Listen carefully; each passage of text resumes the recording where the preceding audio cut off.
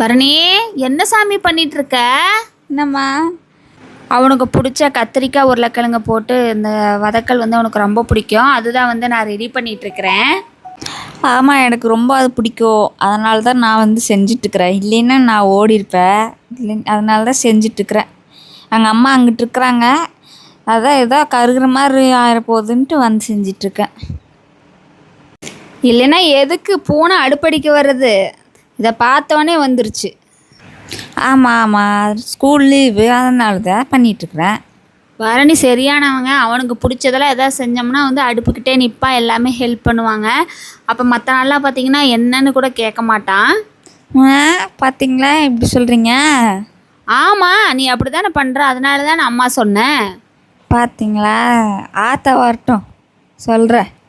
பார்த்தீங்களா, 4 வார்த்தை பேசுறதுக்கு வைக்கும். தம்பி மருதாணி வச்சுருக்கான், எப்படி இருக்குன்னு சொல்லுங்கள். ஐ